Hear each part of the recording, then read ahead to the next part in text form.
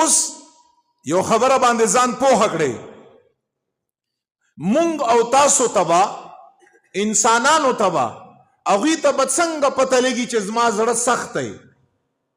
لکه انسان ته چې کله پته ولګي د هغې نه پس به بیا انسان یو عمل شروع کا، قرآن څه وایي، احادیث صحیحه مبارکه هغه څه وایي، زه دا قساوت د قلب سختوالی د زړه دا په څه شي باندې ختم کړم، هغې دپاره علاج څه شی دی، هغه علاج هم درته ښایم.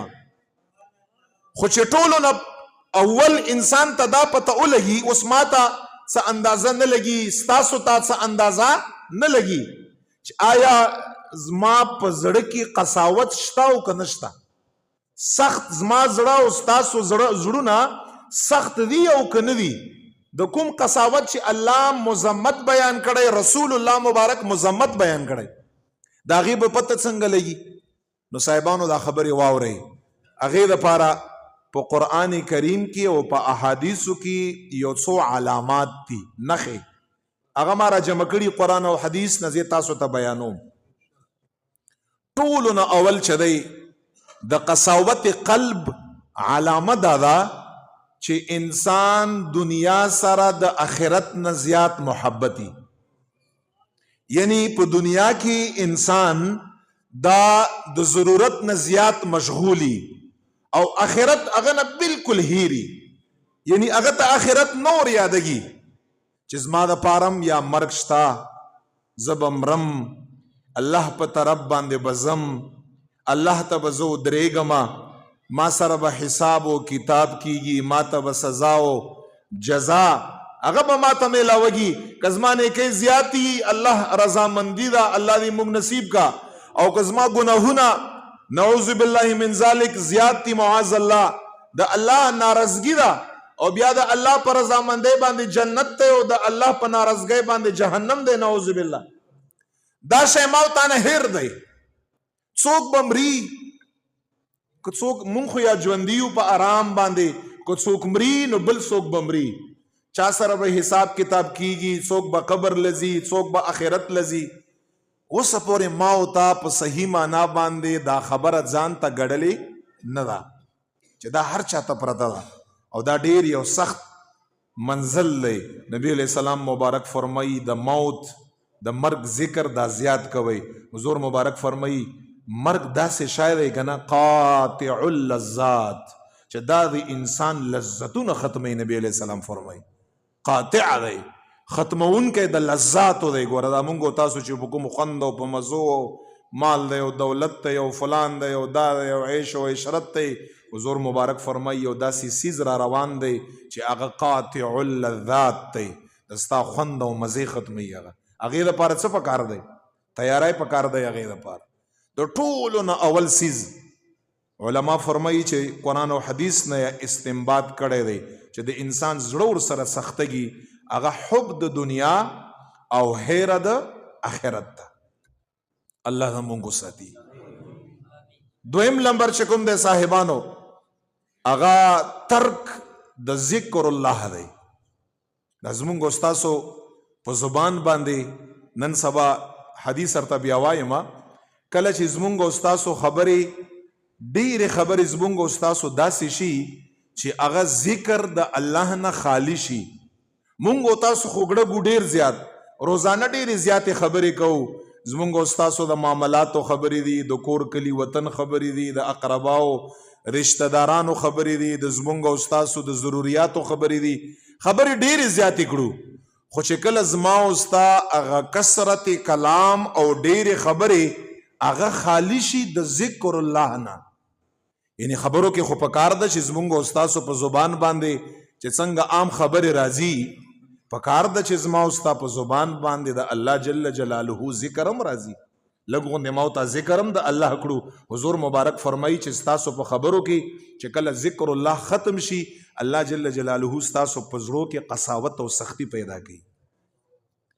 نو مقصد دا شو د دې خبرې چې کله زمونږ استاسو دنیوي خبرې دا دومره ډېرې شي چې په ذکر باندې غالب شي او ذکر په هغې کې ختم شي. حضور مبارک صلی الله علیه و آله وسلم فرمایي چې انسان زړه الله جل جلاله سخت کا پاگے کے قساوت پیدا کا. دریم نمبر علماء څه فرمائی حرص د دنیا حب د دنیا او هیر د آخرت دا یو اور سره ذکر الله پر خودل دا دعا.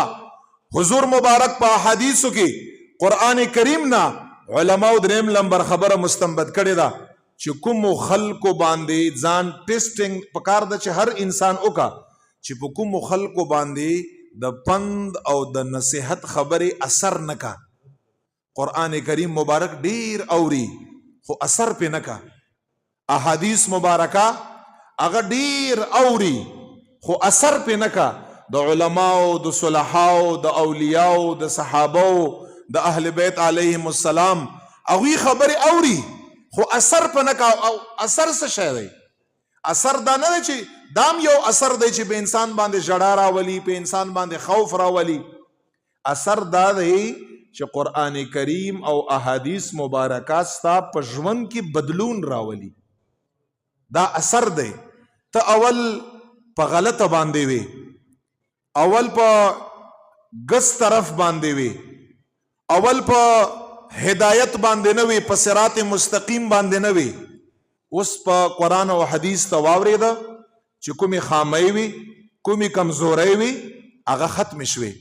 د ستا د ژوند نه د ستا د ذات نه د ستا د معاملاتو نه د ستا د الیک سلیک د اٹھنا بیٹھنا نه د ستا تعلق نه د ستا گفتگو نه د ستا د اخلاقو نه چې کومې کمزورې خبرې وي قرآن ته واورېده حدیث ته واورېده هغه ختم شوې.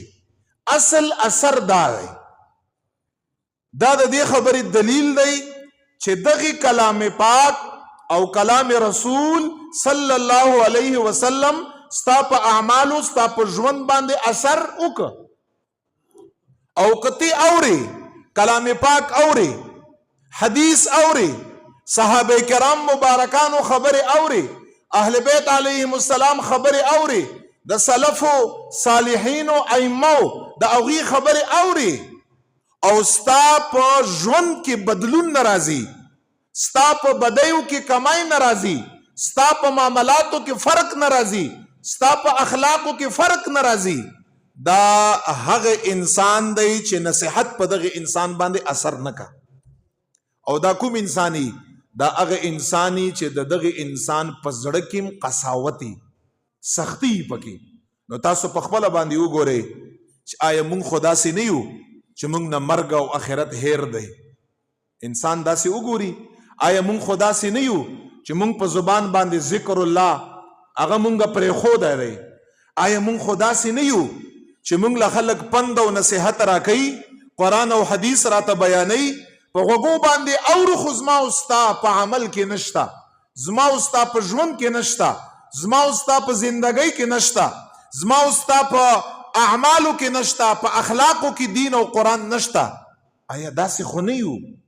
که داسې یو نعوذ بالله زما او ستا په زړه کې بیا قساوت شته زما او ستا په زړه کې بیا سختی بیا پکې شته.